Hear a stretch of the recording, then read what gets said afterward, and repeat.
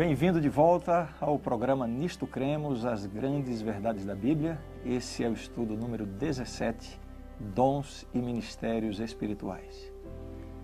Após a ressurreição, quando se preparava para retornar ao céu, Jesus deixou uma missão para os seus apóstolos. A missão, a princípio, parecia impossível: pregar o Evangelho a todos os povos, em todos os lugares da terra. Imagine só. Mesmo em nossos dias, com todos os meios de comunicação em massa que temos, ainda assim seria uma tarefa dificílima, o que dirá 2000 anos atrás. A tarefa seria realmente impossível, não fosse a promessa que Jesus fez logo em seguida para os discípulos. E essa promessa está relatada aqui no livro de Atos, capítulo 1, verso 8, onde diz o seguinte: mas recebereis poder ao descer sobre vós o Espírito Santo, e sereis minhas testemunhas, tanto em Jerusalém, como em toda a Judéia e Samaria, e até aos confins da terra. Estava garantido que, da mesma forma como Jesus havia recebido uma dotação especial do Espírito Santo para o desenvolvimento do seu ministério, igualmente os discípulos também seriam habilitados por meio do mesmo Espírito para completar a grande missão evangelística. Para isso é que o Espírito concedeu dons aos discípulos. O que seria então uma definição de dons do Espírito ou dons espirituais? Bem, esse é o tema que nós vamos desenvolver no estudo de hoje. Me acompanhe.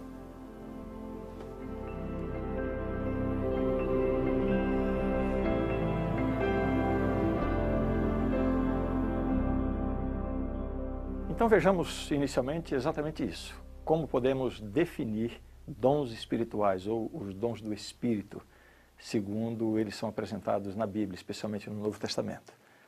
Uma definição seria essa: capacitação dada pelo Espírito Santo para o cumprimento da missão evangélica e a edificação do corpo de Cristo.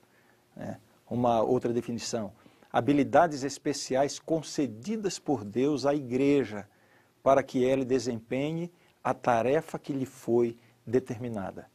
Isso significa que nem toda habilidade para executar alguma tarefa seja necessariamente um dom espiritual. Um talento se tornará um dom espiritual quando ele for convertido para essa finalidade: cumprir a missão e edificar a igreja. Assim podemos fazer uma distinção entre o fruto do Espírito, os dons do Espírito e os talentos naturais. É importante termos em mente como fazer distinção entre essas três coisas. Vejamos aqui. Fruto do Espírito são os traços de caráter desenvolvidos por todos os que recebem a Cristo. A palavra de Deus diz assim, Gálatas 5, 22 e 23. Mas o fruto do Espírito é amor, alegria, paz, longanimidade, benignidade, bondade, fidelidade, mansidão, domínio próprio. Contra estas coisas não há lei. Você vê que o fruto do Espírito, interessante é que a Bíblia apresenta no singular mesmo, o fruto do Espírito é amor. E a partir do amor vem todas essas qualificações, essas características, são traços de caráter desenvolvidos na vida de todo cristão pela influência do Espírito Santo. Temos ainda o que seria os dons espirituais. Agora sim, são habilidades específicas concedidas pelo Espírito Santo para que possam ministrar a outras pessoas. Efésios 4, 11 e 12 diz assim: e ele mesmo concedeu uns para apóstolos, outros para profetas, outros para evangelistas e outros para pastores e mestres, com vistas ao aperfeiçoamento dos santos, para o desempenho do seu serviço, para a edificação do corpo de Cristo. São habilidades, qualificações que Deus, com as quais Deus dota os membros da igreja para alcançar esse propósito. Basicamente, o cumprimento da missão e a edificação da igreja. Mas o que dizer dos talentos naturais? Uma pessoa que, por exemplo, nem tem uma vida religiosa, não se volta para as coisas de Deus e pode ter, na sua experiência, talentos extraordinários. O que são os talentos naturais, então? Talentos naturais podemos definir simplesmente com essas palavras. São habilidades naturais ou adquiridas por qualquer pessoa. De certa forma, é um dom de Deus também, uma pessoa que tem habilidade para música, para cantar, para uma pessoa que tem uma habilidade artística, uma habilidade social, enfim. São inúmeras as habilidades, mas elas são consideradas talentos naturais quando não tem nenhuma relação com a igreja ou com a edificação da igreja. Próxima pergunta agora é: qual é o propósito dos dons espirituais? O que Deus tem em mente quando Ele capacita a sua igreja através desses dons espirituais? Vejamos o que diz aqui. Então, como podemos ver aqui, temos um propósito quádruplo, né, quando estudamos os textos que falam sobre os dons espirituais. O primeiro deles, a edificação da igreja. Os dons espirituais são dados à igreja, em primeiro lugar, para a edificação da igreja, a edificação do corpo de Cristo. Aí estão os versos bíblicos que tratam diretamente sobre esse ponto. Segundo propósito, a harmonia interna da igreja. Temos aí diversas passagens comprovando isso também. Terceiro propósito, proteger a igreja contra falsos ensinos. Então Deus capacita pessoas na igreja, concede a essas pessoas alguns dons, o dom do discernimento, por exemplo, para impedir que a igreja seja enganada por falsos ensinos. E, finalmente, o propósito maior dos dons espirituais na igreja de Deus é glorificar a Deus. Uma pessoa, quando recebe um dom espiritual, a igreja deve agradecer, nunca diretamente à pessoa, mas, em primeiro lugar, a Deus, que é o doador desse dom. E essa pessoa, quando recebe um dom, deve sempre reconhecer que esse dom vem de Deus. Estão aqui, então, os propósitos dos dons espirituais. Quais são os dons espirituais mencionados no Novo Testamento? São poucos? São muitos? Quais são exatamente? O Novo Testamento apresenta várias listas de dons espirituais, nas quais alguns dons são repetidos e outros não. Vejamos quais são as principais referências aos dons espirituais no Novo Testamento. Vejam bem, temos uma lista de dons espirituais em 1 Coríntios capítulo 12. Que lista é esta? Ali fala da palavra da sabedoria, palavra da ciência, fé, cura, operação de milagres, profecia, discernimento de espíritos, variedade de línguas, interpretação de línguas, o dom para ser apóstolo, mestre, dom de socorros, dom de governos, uma lista, com 13 dons espirituais. Essa não é a única lista de dons espirituais no Novo Testamento, existem outras. Aqui são destacados esses 4 como sendo os principais dons na lista de 1 Coríntios 12.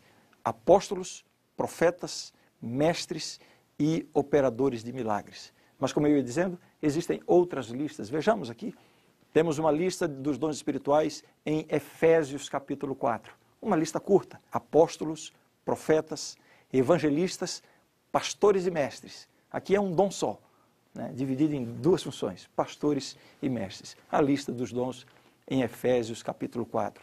Temos ainda a lista de Romanos 12, apresenta aí uma relação de 6 dons espirituais: ministérios, ensinar, exortação, compartilhar, liderança e misericórdia. São dons espirituais. São pessoas que recebem uma dotação especial dessas habilidades, dessas características para o benefício da igreja. Temos ainda a lista de 1ª carta de Pedro, capítulo 4, e ali são mencionados os dons da hospitalidade, o dom do serviço, do falar, do ministrar. Você percebe? Eu acho muito interessante isso aqui.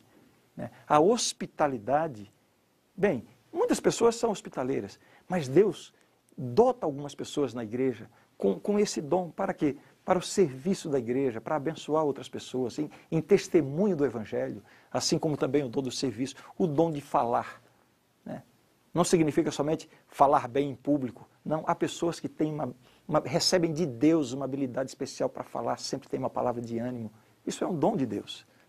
Enfim, são listas, as principais listas dos dons espirituais no Novo Testamento. Bem, existe um dom espiritual mencionado no Novo Testamento que merece um pouco mais da nossa atenção nesse estudo. Eu me refiro ao dom de línguas. Por que precisamos estudar um pouco mais a respeito desse dom? porque a prática desse dom em grande parte das denominações cristãs da atualidade tem levantado um debate muito grande.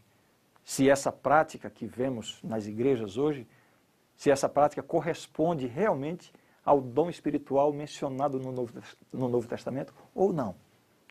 Esse fenômeno de falar em línguas estranhas nos cultos é denominado de glossolalia. É uma palavra meio estranha, né?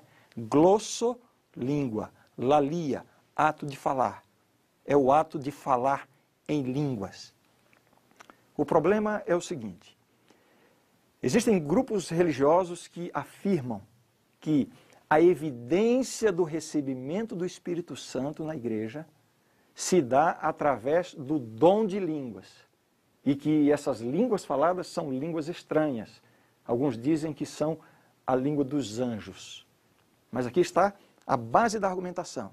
Quando o Espírito Santo vem, então essa vinda do Espírito, essa manifestação do Espírito, ela se evidencia através do dom de línguas. Eu quero convidar você a ficar bastante atento na argumentação que nós vamos desenvolver aqui agora. Porque nós vamos ver que a Bíblia refuta, a Bíblia discorda dessa interpretação. A primeira refutação a essa doutrina são as recorrentes referências no Novo Testamento de pessoas ou grupos de pessoas que foram cheias do Espírito Santo e não falaram línguas estranhas.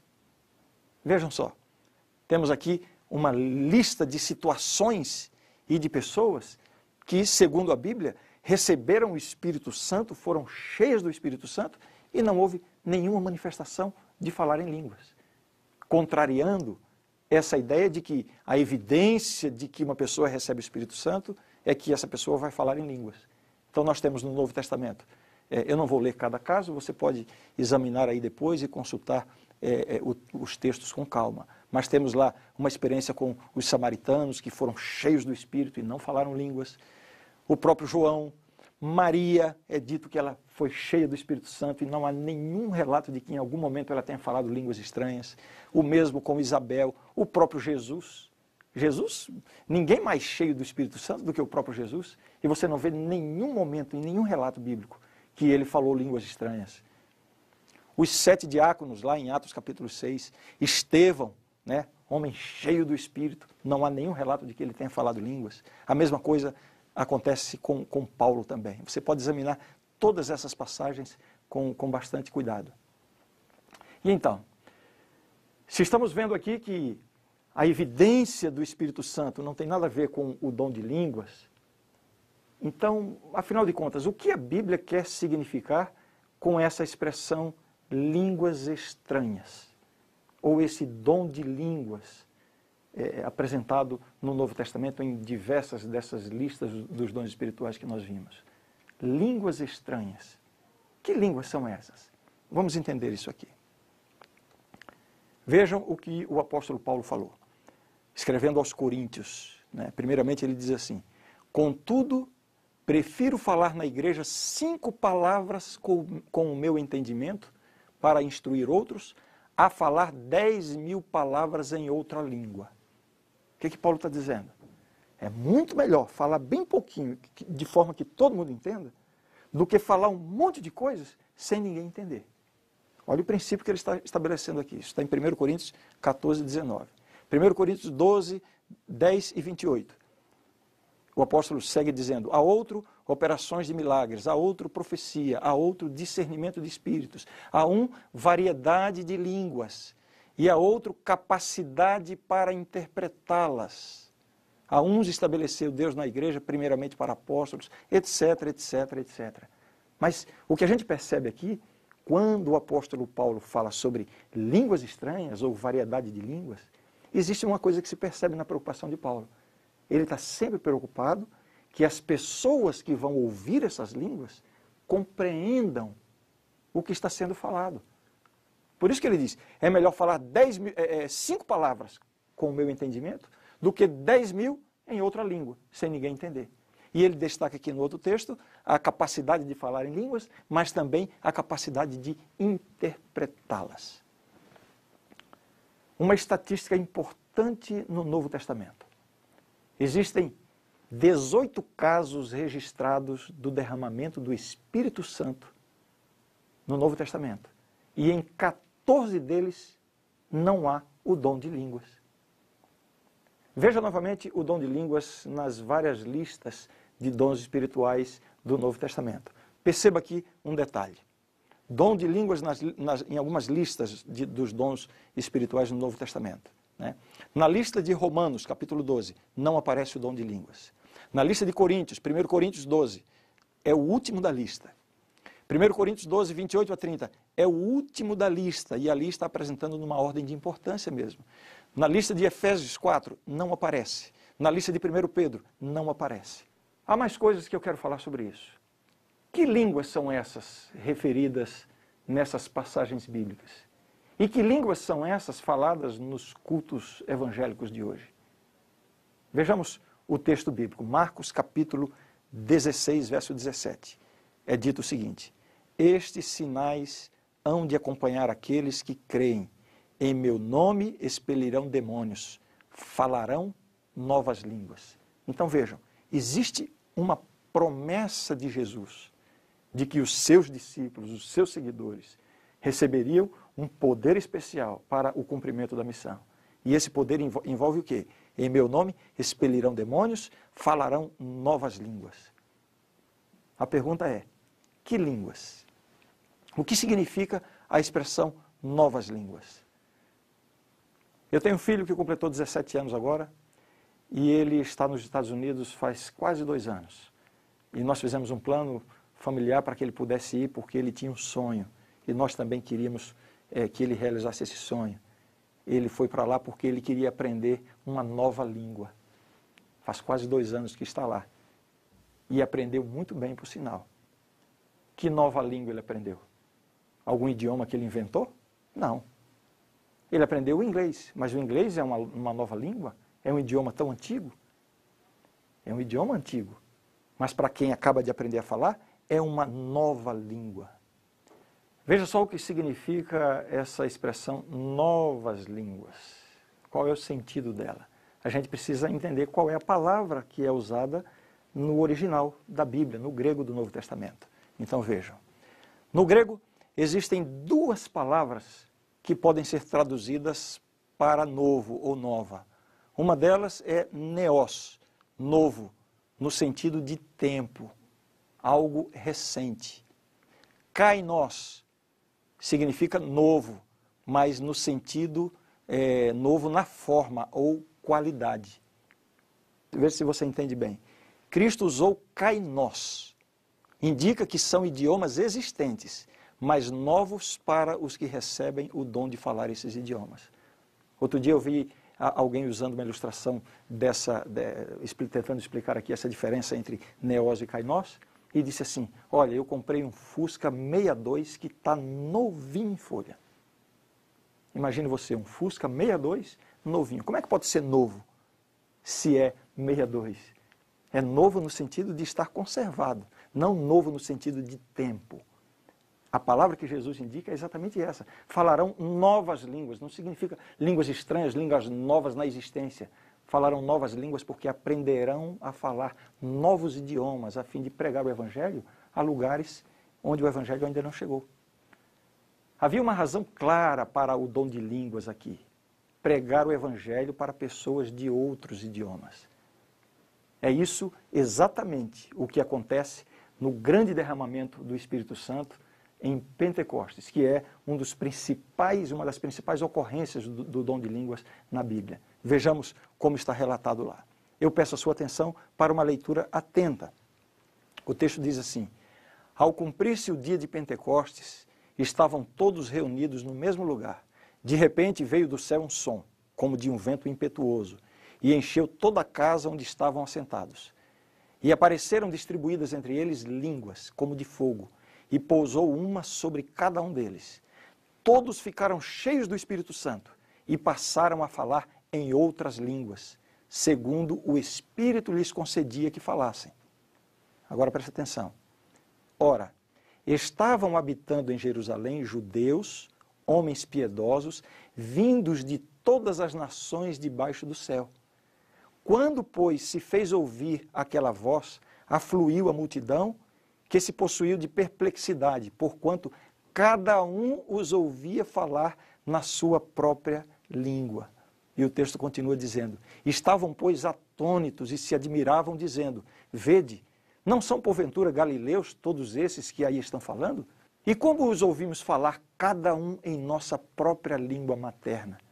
Somos partos, medos, elamitas, e os naturais da Mesopotâmia, Judéia, Capadócia, Ponto e Ásia, da Frígia, da Panfilha, do Egito e das regiões da Líbia, nas imediações de Cirene, e romanos, tanto judeus como prosélitos, cretenses e arábios. Como os ouvimos falar em nossas próprias línguas as grandezas de Deus? Todos atônitos e perplexos, interpelavam uns aos outros: que quer isso dizer? Outros, porém, zombando, diziam: estão embriagados. Se podiam ouvi-los engrandecendo a Deus, é porque estavam entendendo o que falavam. Eles estavam admirados. Todos nós ouvimos e entendemos cada um falar na nossa própria língua. Além do relato do Pentecostes, o grande derramamento do Espírito Santo depois da ressurreição de Cristo, a outra passagem mais importante sobre o dom de línguas no Novo Testamento é a de 1 Coríntios 14. Vamos ler alguns versos desse capítulo e vamos descobrir que o apóstolo estava tratando de um sério problema de ordem na liturgia do culto naquela igreja. Em seu esforço de não ser demasiadamente duro com os membros da igreja, Paulo lhes dá orientações bem claras sobre o uso do dom de línguas na igreja. Mas note bem que fica claro que se tratavam de idiomas conhecidos e não de línguas de outro mundo ou línguas de anjos. Vejamos. As palavras de Paulo aos Coríntios, tentando organizar as questões envolvendo a desordem no culto e na liturgia. Ele diz assim: eu quisera que vós todos falasseis em outras línguas, muito mais, porém, que profetizasseis. Pois quem profetiza é superior ao que fala em outras línguas, salvo se as interpretar, para que a igreja receba edificação. Assim vós, se com a língua não disserdes palavra compreensível, como se entenderá o que dizeis? Porque estareis falando como se falasseis ao ar. Dou graças a Deus, porque falo em outras línguas mais do que todos vós. Contudo, prefiro falar na igreja 5 palavras com o meu entendimento, para instruir outros, a falar 10.000 palavras em outra língua. Na lei está escrito: falarei a este povo por homens de outras línguas e por lábios de outros povos, e nem assim me ouvirão, diz o Senhor. Antes de continuar, fica bastante claro aqui, né? Mais uma vez eu quero reforçar isso. O apóstolo Paulo está falando em falar línguas que sejam compreendidas, idiomas existentes que as pessoas pudessem entender. E ele segue dizendo o seguinte: de sorte que as línguas constituem um sinal não para os crentes, mas para os incrédulos. O que o apóstolo está querendo dizer com isso? Dentro da igreja, se começa a falar línguas estranhas, qual é o objetivo disso? O objetivo de se falar em línguas é evangelizar povos de outros idiomas. Por isso que é um sinal não para os crentes, mas para os incrédulos. Ele continua: mas a profecia não é para os incrédulos, e sim para os que creem. Se, pois, toda a igreja se reunir no mesmo lugar, e todos se puserem a falar em outras línguas, no caso de entrarem indoutos ou incrédulos, não dirão porventura que estáis loucos? No caso de alguém falar em outra língua, que não sejam mais do que 2 ou quando muito 3, e isto sucessivamente, e haja quem interprete. Mas não havendo intérprete, fique calado na igreja, falando consigo mesmo e com Deus. Tratando-se de profetas, falem apenas 2 ou 3 e os outros julguem. Isso aqui está no capítulo 14 da primeira carta de Paulo aos Coríntios. Parece que o que Paulo está dizendo aqui seria muito apropriado, que se aplicassem. Eu não quero condenar aqui nenhum grupo religioso, nenhuma denominação religiosa, mas é que às vezes nós vemos coisas acontecendo e as pessoas se deixando levar por uma prática que não encontra apoio na Bíblia. A Bíblia está falando que, no caso do derramamento do Espírito Santo sobre a igreja, Esse derramamento vem de uma forma a transformar a vida das pessoas, a levar as pessoas a receberem poder a fim de pregar o Evangelho, a fim de vencer as suas próprias fraquezas, né, a de crescerem em caráter. A Bíblia não está falando que o Espírito Santo vem para que as pessoas comecem a gritar e falar línguas estranhas, e todas ao mesmo tempo dentro da igreja, ninguém entende nada. O próprio apóstolo está dizendo, se vai falar língua estranha, que falem 2 ou 3 no máximo, e sucessivamente, nunca ao mesmo tempo. Muitos cristãos sinceros, que buscam esta experiência de serem cheias do Espírito Santo, né, e procuram cultos cristãos para passarem por essa experiência, e de fato, lá na igreja, né, com o louvor, com a música, com tudo que acontece lá, as pessoas sentem uma sensação realmente muito forte e atribuem isso ao Espírito Santo. Eu não estou aqui querendo questionar ou negar a experiência religiosa dessas pessoas. Eu só estou querendo dizer o seguinte, essa sensação agradável, gerada na igreja, no momento de culto, e que talvez leve uma ou outra pessoa a falar coisas estranhas que nem ela mesma está entendendo. Essa experiência tem que ser provada pela Bíblia. Nós temos que ver o que a Bíblia fala sobre isso. E lembre de uma coisa, o Espírito Santo não se contradiz. A Bíblia foi inspirada pelo Espírito Santo. Então, o Espírito Santo não vai orientar uma coisa na Bíblia e depois fazer outra coisa em alguns cultos religiosos que estão acontecendo por aí. Para concluir, eu queria dizer o seguinte, diferente do que muitos ensinam, que a evidência do Espírito Santo, ou do enchimento do Espírito Santo, é o dom de falar em línguas. Diferente disso, existe sim uma evidência de que uma pessoa está cheia do Espírito. Mas essa evidência não é o dom de línguas. Qual é essa evidência? Nós já passamos por esse texto, mas eu preciso chamar a sua atenção para ele. A Bíblia diz, mas o fruto do Espírito é amor, alegria, paz, longanimidade, benignidade, bondade, fidelidade, mansidão, domínio próprio. Aqui está o fruto do Espírito. Em primeiro lugar, o amor. E em decorrência do amor, todas essas virtudes. Sabe o que acontece com uma pessoa quando ela recebe o Espírito Santo na vida? Ela não vai sair gritando e falando línguas estranhas que só os anjos podem entender. Não. Ela vai ter uma transformação na sua vida. Ela vai ser uma pessoa melhor no seu trabalho, na sua família, vai ser um esposo melhor, uma esposa melhor, um pai, uma mãe melhor. Vai ser alguém que vai contribuir com a sociedade, vai ser alguém que vai aprender a perdoar as pessoas, uma pessoa mais paciente, benigna. Aqui está a evidência, a verdadeira evidência do Espírito Santo. O fruto do Espírito, então, a verdadeira evidência do Espírito Santo na vida de uma pessoa é, em primeiro lugar, o amor. Todas essas outras virtudes virão em decorrência do amor. Esse é o dom superior a todos os demais. Superior ao dom de profetizar, o dom da fé, de produzir milagres ou qualquer outro dom. O amor é um dom de Deus. Então entenda uma coisa, é impossível a existência do verdadeiro amor dissociado da pessoa de Deus. Você quer experimentar o verdadeiro amor na sua vida? Isso será possível somente se Deus estiver atuando na sua vida. Sem a presença de Deus, o amor estará manchado pelo egoísmo, pelo ciúme, pelo ressentimento. O amor puro é uma experiência possível somente com Deus em nosso coração. É por isso que, onde estiver faltando amor, seja no casamento, nos relacionamentos familiares, na sociedade, na igreja, é porque está faltando Deus. Permita que Deus entre na sua vida. E Ele vai trazer para você a experiência do verdadeiro amor na sua vida e em todos os seus relacionamentos também.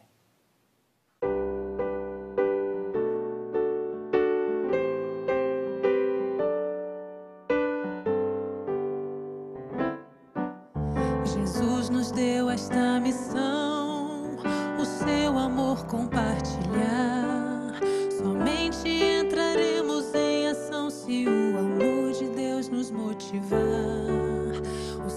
poder nos moverá, e assim iremos repartir o amor de Deus, a verdadeira paz e a doce esperança no porvir. Vós sois o sal da terra, vós sois o sal da terra, restaurando o sabor e a alegria de viver. Vós sois o sal da terra.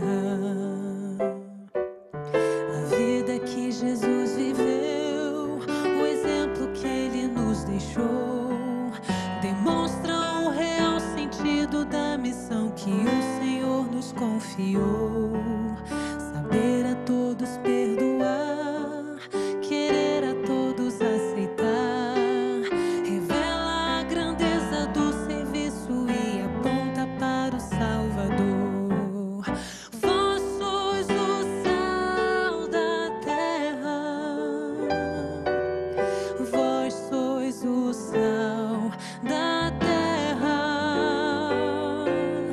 restaurando o sabor e a alegria de viver. Vós sois o sal da terra, vós sois o sal da terra.